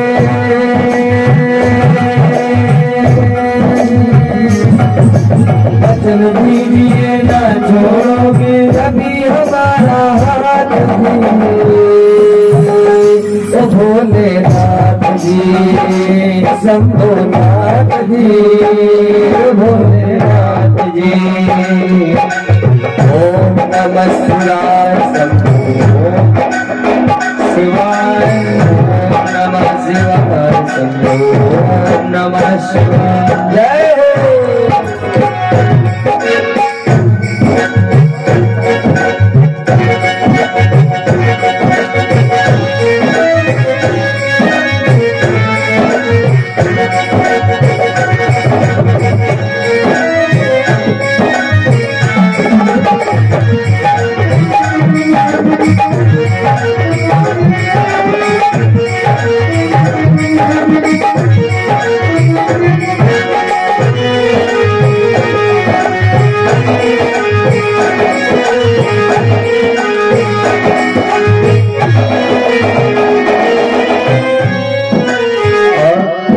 पार्वती क्या कह रहे हैं, ये भोलेनाथ आपने किस प्रकार से मस्तक पर चंद्रमा को विराजमान कर रखा, गले में सब जो है परमानेंट धारण करे रहते, एक हमारे ही आ जाने से कोई कमी है? हम तो नहीं मानते, हमें तो आपके संग में ही विवाह करना है, तो किसी भी प्रकार का कोई व्यवधान न उत्पन्न करो। पर कहती जा रही है जैसे मस्तक पर चंद्रमा है,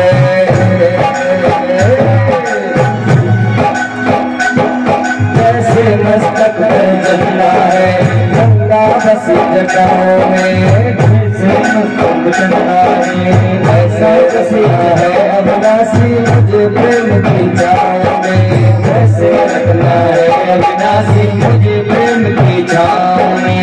कोई नहीं तुम साथी दोनों को में नशो दिशाओं में,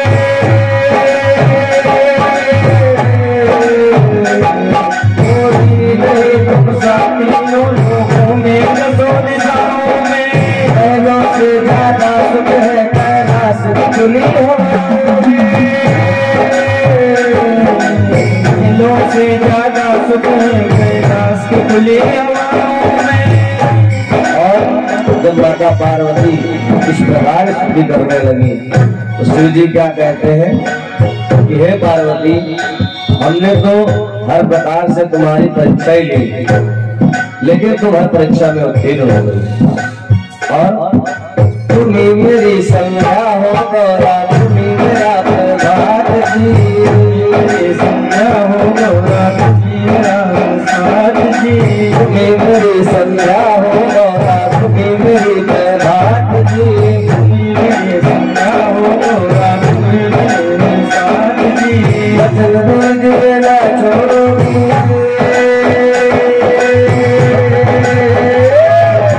वचन दीजिए ना छोड़ोगे कभी हमारा साथ जी। ओ गौरा पार्वती, ओ गौरा पार्वती, गौरा पार्वती। और भगवान शिव क्या कह रहे हैं कि जैसे सती रूप में हमें छोड़कर चली गई थी, ऐसा मत करना। क्या करना?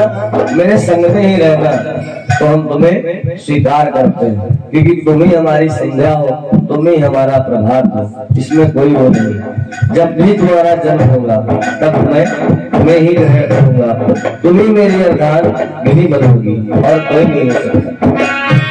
ओ भोलेनाथ जी, भोलेनाथ जी, भोलेनाथ जी।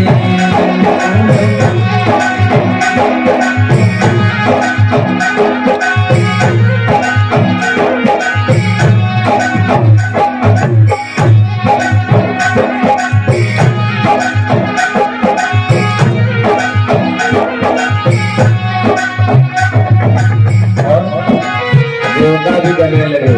जब भगवान शिव और माता पार्वती का ऐसा वृत्तांत सुना तो देवता प्रसन्न हो गए, पर क्या कहने लगे? देवो तुम देवों के भोले अमर हो अंतर्यामी हो, तुम देवों के भोले अमर हो अंतर्यामी हो। भाग्यवान है हम त्रिपुरारी, आप हमारे स्वामी हो। भाग्यवान है हम त्रिपुरारी, आप हमारे स्वामी हो।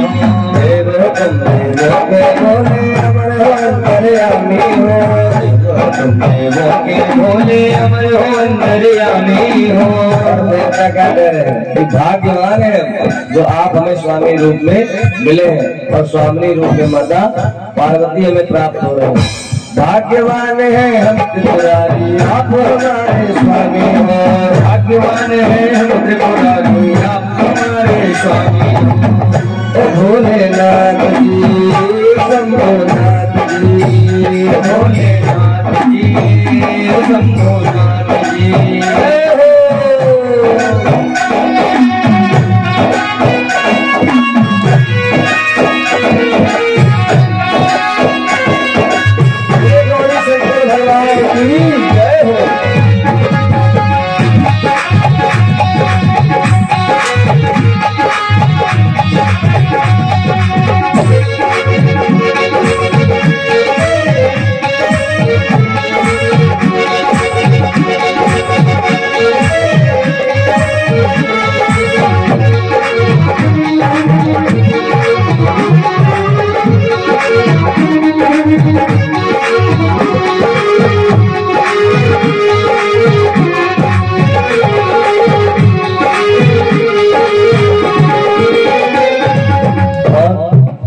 माता पार्वती ने उनका पूर्ण स्तुति करी।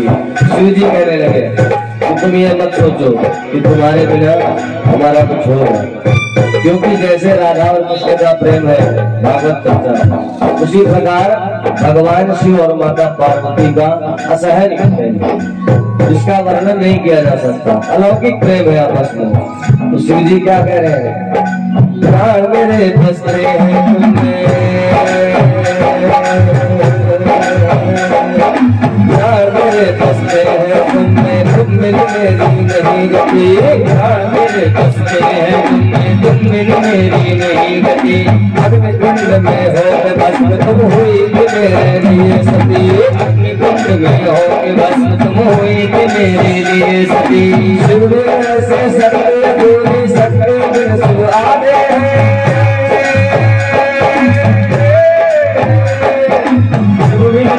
शक्ति दूरी शक्ति बिना शिव आदे हैं। जन्म जन्म के नाते हैं,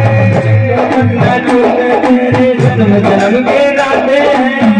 और भगवान शिव कह रहे हैं जन्म जन्म जो तुम जन्म लोगी मैं तब तक तुम्हारा इंतजार करूंगा, इसी रूप में सदैव तुम्हारा इंतजार करूंगा।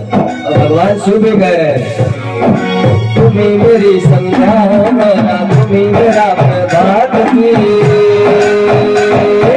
तुम्ही मेरी संध्या हो गौरा, तुम्ही मेरी प्रभात की। वचन है मेरा ना छोड़ूंगा, वचन है मेरा ना छोड़ूंगा कभी तुम्हारा हाथ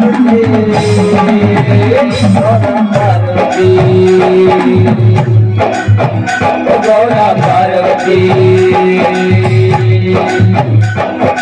ओम नमः शिवाय शंभो, ओम नमः शिवाय, ओम नमः शिवाय शंभो, ओम नमः शिवाय, ओम नमः शिवाय शंभो, ओम नमः शिवाय।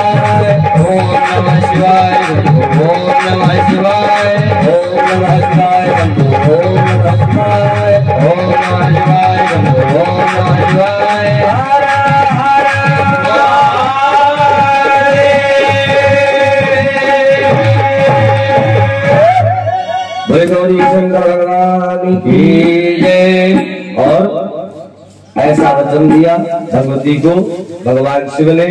और क्या हुआ कि नारायण ने जाकर जब मैंने आपको समझाया तो कहा कि अगर भगवान शिव पार्वती से विवाह करना चाहते हैं तो क्या करें? बोले सुंदर से सुंदर वर बनकर मेरे सामने आवे। और वही लीला में उन्होंने किया भी। जब वह द्वार पर गए तो कैसे गए थे? बोले भस्म रमाए, क्योंकि किन्होंने सजाया था? बोले गणों ने। तो क्या हुआ? जो लोग आरती उतारने आते हैं लाउंड वगैरह, जब वो आए और कुछ लेकर दिया जाता वर के द्वारा द्वार चार में, भगवान शिव ने क्या किया? बोले गले का हार ही दे दिया। क्योंकि उनकी दादी ने कहा कि जो सबसे प्रिय हो तुम्हें वो दे दो। तो बोले यही प्रिय है, उतार के दे दिया। जैसे ही हाथ में रखा तो सब लोग मूर्छित हो गए कि लो सर पे ही डाल दिया। तो बोले क्या हुआ? बोले फिर वही बदनामी। सब देवता सोचने लगे अरे भगवान क्या लीला कर रहे हैं। और मैना रानी फिर गई गर्भगृह में जाकर कहने लगी कि अरे आप सभी ने मुझे ठग लिया। बोले सबसे बड़ा ठगी तो बताओ? बोले नारद ने पहले मुझे ठगा। फिर किसने ठगा? बोले अरुंधति ने ठगा। वो भी तो वो पुराण में तो ऐसे लिखा है कि बड़ा ही कुंठित वर्ण बोले, लेकिन ऐसा हमें नहीं बोलना है, क्योंकि सब लोग धर्म के पालक हैं और भगवान के द्वारा लीला कर रहे हैं। तो हम उन वचनों का उद्घोषण नहीं कर सकते, क्योंकि परमात्मा की लीला है। तो जो मर्यादा में रहने वाले शब्द हो उन्हीं का वचन लेना चाहिए। नाना प्रकार से उन्होंने अपने व्यंग्य करे। व्यंग्य करने के पश्चात विष्णु जी ने कहा कि आप कदापि चिंता न करें, और भगवान शिव को कैसा बना देंगे? बोले दूल्हा बना देंगे जैसा कोई नहीं है संसार में। और वैसा ही हुआ कि जब भगवान ने सुंदर वस्त्र धारण करे, सुंदर यौवन धारण किया तो क्या हुआ? बोले उनकी कांति के समान कोई दिखा ही नहीं। कैसे हो गए? बोले ऐसा भोला मेरा भोला भाला, दूसरा ऐसा भोला नहीं है। ऐसा भोला मेरा भोला भाला, ऐसा कोई भी भोला नहीं है।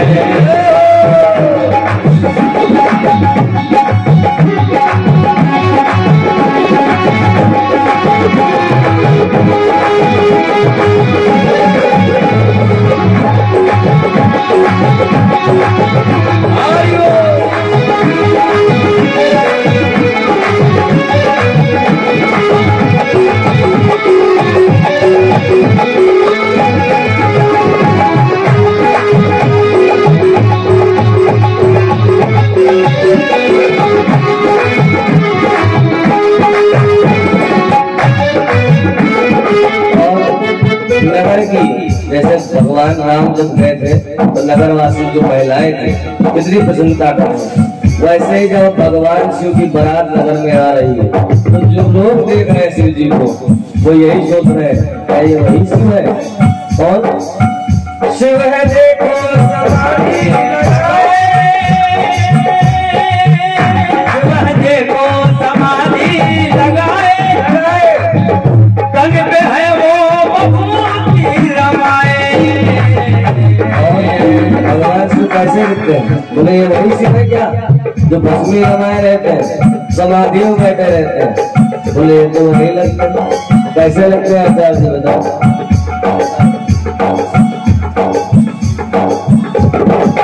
मुंडमाला मुंडमाला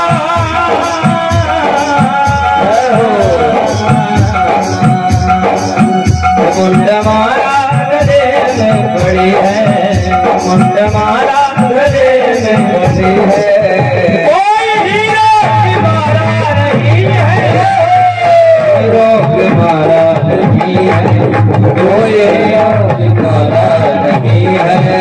ऐसा मेरा भोला भोला वाला, ऐसा मेरा भोला भोला वाला, ऐसा कोई भी भोला नहीं है, ऐसा कोई भी भोला नहीं है। कोई शंकर भगवान की जय।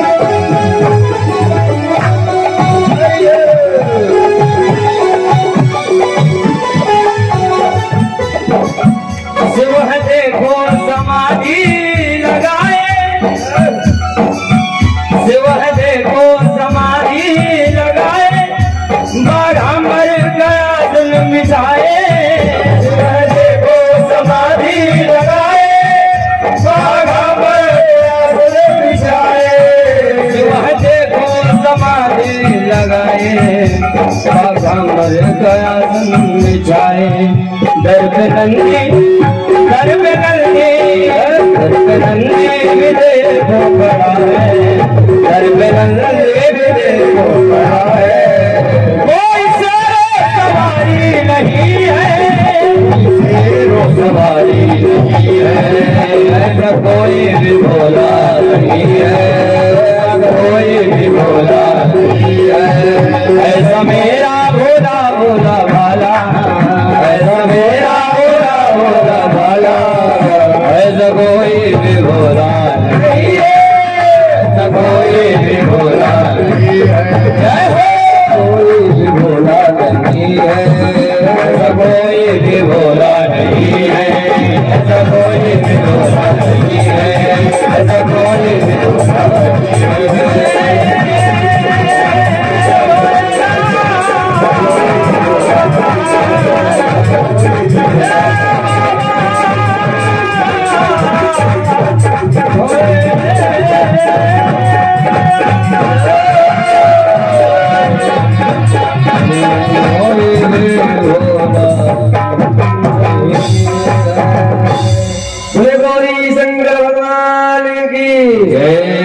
और भगवान शिव ने ऐसा मनमोहक रूप धारण किया कि संसार में उसके सिवा कुछ नहीं दिखाई देने लगा। बोले भगवान हरि जो स्वयं सुंदरता के भंडार है वह भी फीके लगने लगे। क्यों? क्योंकि नारायण ने उन्हें सजाया है तो पूर्ण अपना रूप उन्हें प्रदान कर दिया। और यथोचित विधि के अनुसार भगवान शिव का विवाह हुआ। आगे कार्तिकेय का जन्म हुआ। कार्तिकेय के जन्म के उपरांत देवताओं ने स्तुति करी कि तारकासुर का बड़ा ही आतंक छा चुका है, कृपया आप कृपा करें और कार्तिकेय के द्वारा तारकासुर का वध हो। देवताओं को भगवान ने कार्तिकेय को सौंप दिया और कार्तिकेय ने क्या किया कि तारकासुर का वध कर दिया। तारकासुर का वध होने के पश्चात देवताओं के सेनापति के रूप में कार्तिकेय जी को नियुक्ति दे दी गई। और क्या हुआ कि देवताओं के सुख और दुख में सहभागिता के लिए कार्तिकेय जी सदैव के लिए तत्पर हो गए। आगे चलकर भगवान गणेश जी की उत्पत्ति हुई। एक दिन प्राय क्या हुआ कि माता पार्वती को लगा कि हमारे एक ही संतान थी और वो कौन था? बोले कार्तिकेय जी थे। और वह भी अब घर पर नहीं रहते तो बोले कोई एक और संतान हो जाए, क्योंकि शिव जी बोले परमानेंट समाधि में ही बैठे रहते हैं। जब उठे तो सारा ध्यान है, और बोले जब राम राम जपने लगे तो कोई ध्यान ही नहीं रहता उनको। तो उन्होंने क्या अपना अकेलापन दूर करने हेतु एक पुत्र की कामना करी। तो क्या हुआ कि स्नान के लिए जो बेसन लिया हुआ था उस बेसन को ही अपने तल पर लगाया। और क्या था कि स्वयं भगवती शक्ति कुंज है तो उनकी देह से जो मैल निकला उसके द्वारा उन्होंने मानसिक कल्पना करते हुए पुत्र का निर्माण किया और उस मूर्ति में प्राण आ गए। क्योंकि भगवती साक्षात है तो उन्होंने उसमें प्राण भी समाहित कर दिए। इस प्रकार गणेश जी की उत्पत्ति हुई। गणेश जी ने भी नाना प्रकार के कृत्य किए, जैसा कि हमने आपको बीच में बताया कैसे वे प्रथम पूजित हुए। कथा भगवान की बहुत बड़ी है, उसको सुनने में बहुत समय लगेगा, थोड़ा बहुत समय नहीं है। लेकिन इतने में क्या है कि हमने यहाँ पर आकर धूमधाम से भगवान शिव का विवाह श्रवण किया और जो बीच की लीलाएं थी, इन सभी लीलाओं से हमें यही प्राप्त होता है कि सदैव और निरंतर प्राणी मात्र को अपने कल्याण हेतु शिव जी की पूजा अर्चना सदैव करती रहने चाहिए, जिससे हमारा कल्याण हो। और जो हरि के उपासक है उन्हें भगवान हरि की पूजा सेवा अवश्य करनी चाहिए। और जो मोक्ष की कामना रखते हैं उन्हें सदैव हरि की उपासना करनी चाहिए। लेकिन उस उपासना में कभी भी हरि और हर में भेद नहीं करना चाहिए, क्योंकि यह कौन है? बोले एक ही है। आचार्य जी आरती की तैयारी करें, आगे भी हम लोग भागवत श्रवण करेंगे। आज से शिव पुराण यहीं पर पूर्ण होती है। अभी महात्मा का एक श्लोक हम आपको श्रवण कराएंगे, तब तक भजन। हरि हर एक है दोनों, न एकम है न वो कम है। हरि हर एक है दोनों, न एकम है न वो कम है।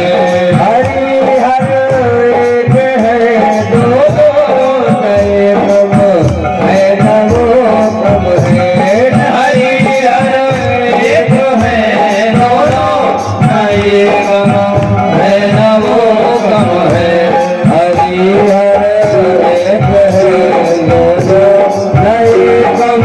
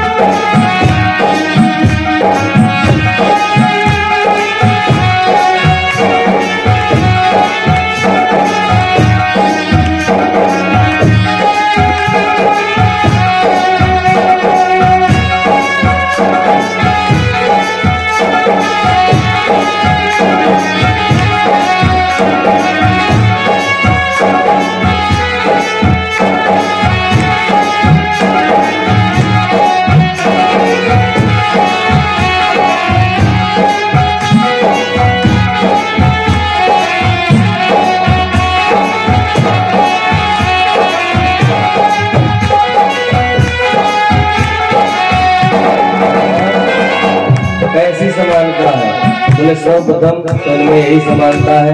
भगवान शिव कहाँ रहते हैं? बोले कैलाश पर। कैलाश कहाँ है? हिमाचल प्रदेश। और नारायण कहाँ रहते हैं? बोले क्षीर सागर में। क्षीर सागर क्या है? बोले समुद्र। समुद्र से ही लक्ष्मी जी की उत्पत्ति हुई है। तो दोनों लोग अपने ससुर जी के घर पर ही रहते हैं। ऐसा परस्पर संबंध दोनों की समानता का है। वो रहते क्षीर सागर में, ये रहते हैं हिमालय में। वो रहते क्षीर सागर में, ये रहते हैं हिमालय में। ससुर घर दोनों रहते हैं, ससुर घर दोनों रहते हैं। कब है रघु कब है हरि। एक है दोनों, न ये कब है न वो कब है।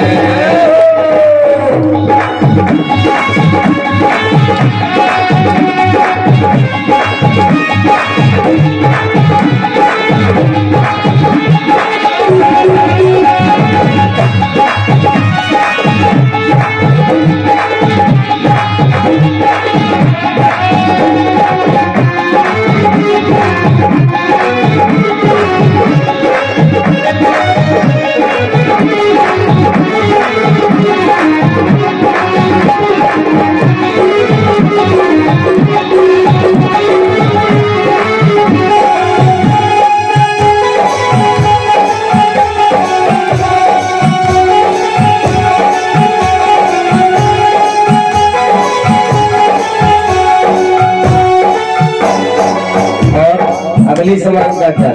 बोले जिस प्रकार भगवान शिव अपनी उमा से बहुत प्रेम करते हैं, उसी प्रकार अलौकिक प्रेम रमा से कौन करते हैं? बोले श्री हरि करते हैं। चाहे किसी भी रूप में अवतरित हो, लेकिन अपनी रमा के बिना नहीं रहते और उनकी हर बात को मानते हैं। लेकिन भगवान शिव दर्शाते भी हैं कि कभी हट की बातें नहीं माननी चाहिए। इसलिए इस कथा के माध्यम से 7 दिन हमने आपको यही समझाया कि काम क्रोधादि जो विकार है, इनको त्याग कर भगवान की शरण में रहो। अपने माता पिता अपने गुरुजनों का सम्मान करो। जो मार्ग वो प्रशस्त कर रहे हैं उस मार्ग पर चलो, तभी हमारा कल्याण होगा। नहीं तो ऐसे कथा श्रवण करने के बाद कोई कल्याण नहीं होगा। जैसे कि उदाहरणतः एक पुत्री जो अपने माता पिता के यहाँ से जन्म लेती है, वही जब ससुराल जाती है तो क्या होता है? उसके अंदर ये भाव नहीं बन पाते हैं कि अभी तो किसी के माता पिता है। अगर आप अपने माता पिता की छवि अपने माता पिता में देख लोगे तो कौन सी बुराई है? क्यों? क्योंकि वह भी तो आपके पालन करता है। अगर माता पिता आपसे द्रोह करते हैं तो कुछ ऐसे असफल हो जाए तो कोई दोष नहीं है। लेकिन अगर वे आपको प्रेम करते हैं, आपका पालन करने में अपने पुत्र को आकर्षित करते हैं, तो आपको सदैव माता पिता की सेवा करते रहना चाहिए ताकि आपका कल्याण हो। लेकिन उन माता पिता में आप भेद करें, ये हमारे सगे नहीं, ये हमारे पराए हैं, समझ गया? ऐसा कभी भेद नहीं लाना चाहिए, तो आपका कल्याण होगा। और हर घर में क्या होगा? बोले सुख का वास होगा, कभी कोई लड़ाई झगड़ा नहीं होगा। आजकल प्राय यही लड़ाई झगड़ा है। बोले हम आपके माता पिता जी की सेवा नहीं करते। भाई क्यों नहीं कर पाऊंगा? क्या बात है, क्यों नहीं कर सकते? अपने माता पिता होते तो न करते हो। अभी अपने मायके में कोई बात हो जाएगी तो तत्काल कह दोगी, स्वामी ऐसी समस्या है, चलो हमारे घर, हमारे माता पिता जिस पीड़ा से हैं। तो अगर आपके स्वामी के भी जो माता पिता हैं उनकी सेवा अगर आप करेंगे तो क्या होगा? बोले आपके स्वामी प्रसन्न होंगे। जैसे हम अपने माता पिता की सेवा में रत रहते हैं वैसे हमारी पत्नी है। और क्या होगा कि दोनों लोग सदगति को प्राप्त करोगे। लेकिन अगर हस्तक्षेप करोगे तो क्या होगा? बोले संसार चक्कर में ही भ्रमण करते रहोगे। तो भैया जितने लोग कथा सुन रहे हो इस माध्यम से, अन्य माध्यम से भी, तो सभी लोग इस बात को अपने अंदर धारण करें कि माता पिता है, चाहे वह सगे संबंधी हो और चाहे वो कहीं से प्राप्त हुए, कभी उनमें भेद नहीं करना चाहिए। जो आपका पालन करे वह आपका माता पिता गुरु हो सकता है। ओ माँ की बात माने, रमा की बात वो माने, माँ की बातें माने, ओ माँ की बातें माने। प्रिया सम्मान करने में, प्रिया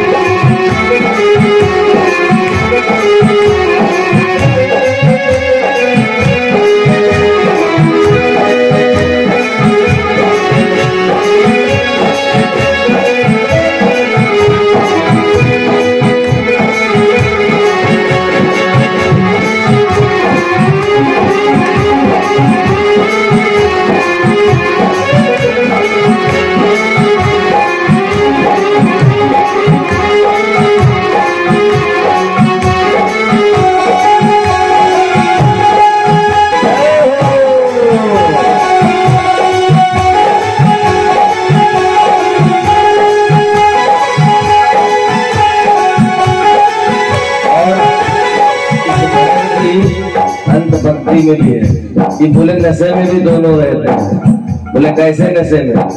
बोले भगवान जो हरि विष्णु है वह प्रेम के नशे में रहते हैं और भगवान शिव भंगिया के नशे में रहते हैं। क्यों? कि बोले जब संसार के कल्याण है तो इसका पान किया था, कोई तो खड़ा नहीं हुआ, समुद्र मंथन में सब खड़े हुए। बोले क्यों? बोले कुछ ना कुछ तो प्राप्त होगा। हरि जी इसलिए खड़े हुए कि श्री जी की प्राप्ति हो जाएगी। ऋषिगण इसलिए खड़े हुए कि कामधेनु माता प्राप्त हो जाएगी, जिनसे समस्त संसार का कल्याण होगा। लेकिन भगवान शिव की कोई कामना नहीं थी। उन्होंने किस हेतु में? बोले अमृत मंत्र से किस हेतु किया कि लोगों का कल्याण हो जाएगा, अमृत आ जाएगा। देवता कैसे हो जाएंगे? बोले अजर अमर हो जाएंगे। और फिर देवता क्या करेंगे? बोले जब मनुष्य उनकी पूजा करेगा, उपासना करेगा तो देवता उन्हें फल देंगे। इसलिए भगवान शिव ने अमृत मंथन कराया। और जब इसका पान किया तो क्या हुआ कि बोले भक्त उन्होंने क्या किया कि विजया लाकर भगवान को पिला दी। और विजया से क्या हुआ? बोले रक्त की जो गति होती है धीमी हो जाती है और जिससे क्या होता है कि शरीर पूरा शिथिल पड़ जाता है, जिससे दर्द का आभास नहीं होता। मतलब कोई भी पीड़ा हो उसका आभास ही नहीं रहता। तो इस अच्छे भाव से किसी व्यक्ति ने बाबा पर भांग चढ़ाई थी। और विजया नाम की माता की सखी भी तो कुछ लोग प्रादुर्भाव करते हैं कि गंग रंग दो बहन रहस रास संग। तो भाई है क्या कि जो हिमाचल के उत्पन्न होगा वह सब कोई पार्वती माता की सखी ही होंगी, बहनें ही होंगी। और जितनी भी संतानें होंगी हिमाचल की वह उनके भाई ही बन जाएंगे। तो इसमें कोई दो राय नहीं। लेकिन कभी भी भाव को कुभाव में मत आने दें। परमात्मा कोई ऐसा घृत कार्य नहीं करते जिससे हमें कोई ऐसा संदेश प्राप्त हो। ये जो करते हैं गांजा तरस पीने वाले वे क्या कहते हैं? बोले बाबा तो भूतनाथ चिलम सीखते हैं। तो बोले ये सब बना रखा है इसके लिए अपने स्वार्थ लेता हूँ कि बोले कोई हमें टोके ना, कोई हमें रोके ना। लेकिन परमात्मा कहीं चिलम नहीं पीता। बड़ा कष्ट होता है जब फोटो में देखो बाबा चिलम लगाए घुमा करते हैं और बड़े आराम से भक्त लोग देखा करते हैं। तो बोले धर्म क्यों? बोले धर्म इसीलिए अधर्म में परिवर्तित हो जाता है क्योंकि ऐसे अज्ञानी फले हुए हैं जो अपने द्वारा अपने कुकर्मों को कुछ में सोच देते हैं। भगवान ऐसा करते थे तो हमने किया तो कौन सी बड़ी बात।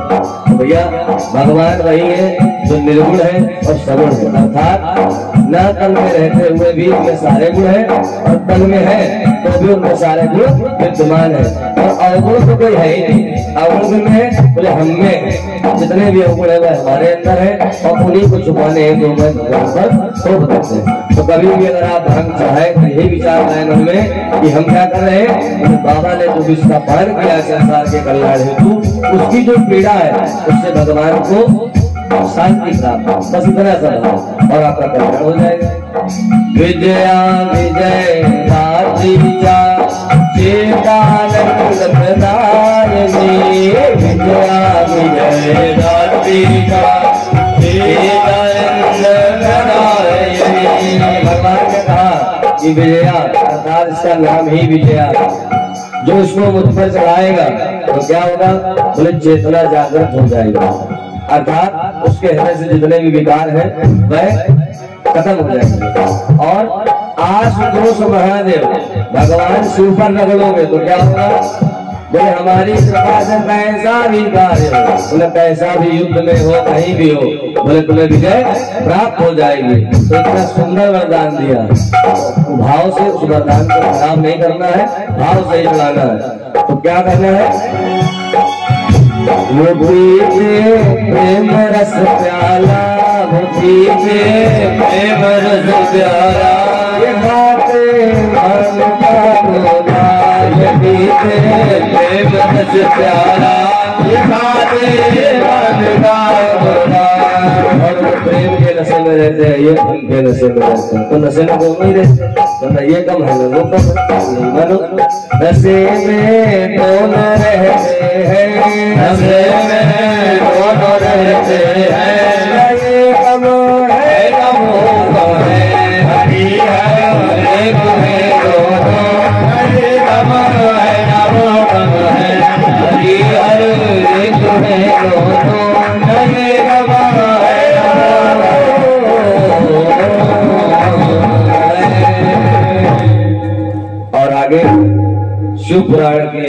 जो कथा श्रवण का महत्व है, उसमें सूत जी ने यही ऋषियों को समझाया कि भक्ति पूर्वक भाव पूर्वक श्रवण मनन कीर्तन करते हुए अगर व्यक्ति परमात्मा की वेर मूर्ति को पूजन करता है, अर्थात भाव से भगवान की पूजा करता है, तो सदैव परमात्मा क्या करते हैं, बोले उसका कल्याण करते हैं। और उनके आशीर्वाद स्वरूप क्या होता है, बोले जब व्यक्ति धर्म के कार्यों में ही निरत रहता है तो आगे चलकर सदगति में क्या होता है, बोले जैसा जिसका पद होता है, बोले कभी भगवान किसी को वैकुंठ दे देते हैं, कभी किसी को सायुज्य मुक्ति दे देते हैं, अर्थात अपने पार्षद बना लेते हैं, अपने गण बना लेते हैं। तो इतनी कृपा होती है। तो आज से आप लोग भी जो अधर्म अभी तक हुए उनको त्याग दो और भगवान की शरण में चले जाए। इस कथा का पूर्ण महत्व यही है।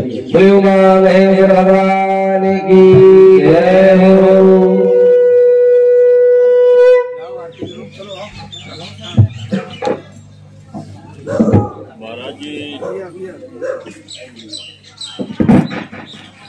आप सभी लोग व्यास मंच पे आकर व्यास जी का पूजन करेंगे।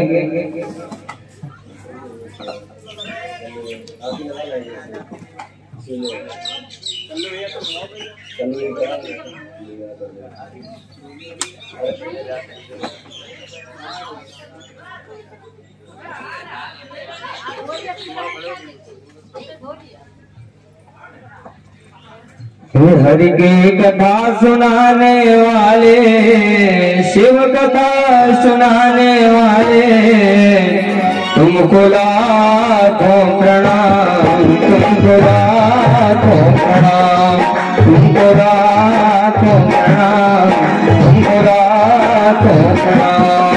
शिव कथा सुनाने वाले, शिव कथा सुनाने वाले, तुमको लाखों प्रणाम, तुमको लाखों प्रणाम, तुमको लाखों प्रणाम, तुमको लाखों प्रणाम।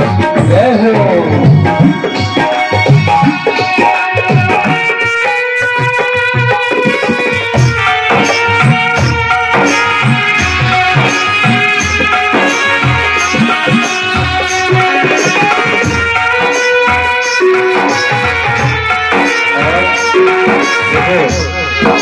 हमें तो साधुवाद भले कम दे रहे हैं, लेकिन सबसे बड़ा प्रेरणा का स्रोत कौन है, बोले यहाँ के जो